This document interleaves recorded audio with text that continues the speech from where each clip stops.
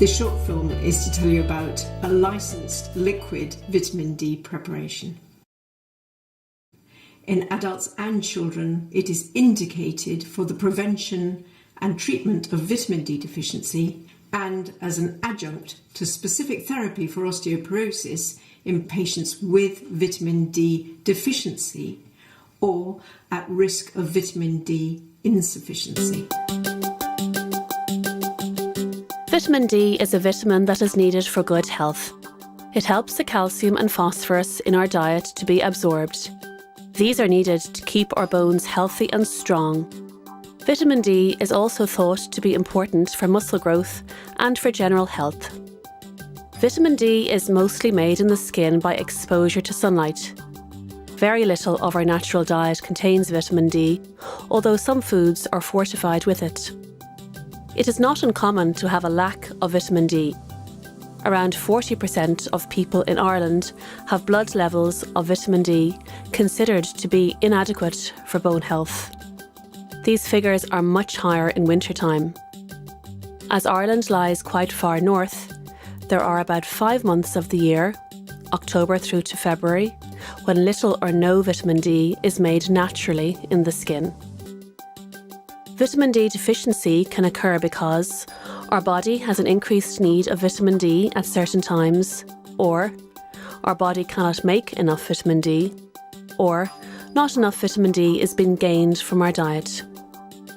A lack of vitamin D, known as insufficiency, can cause a general sense of being unwell, generally tired, perhaps with vague aches and pains.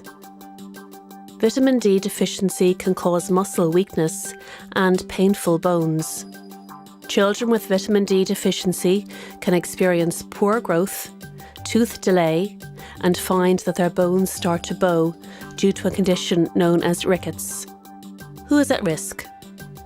All pregnant and breastfeeding women, especially teenagers and young women, infants and young children under 5 years of age, older people aged 65 years and older, people who have no or low exposure to the sun, for example, those who cover their skin for cultural reasons, who are housebound or confined indoors for long periods, and people with darker skin, for example, people of African, Caribbean, and South Asian origin, because their bodies do not naturally generate as much vitamin D.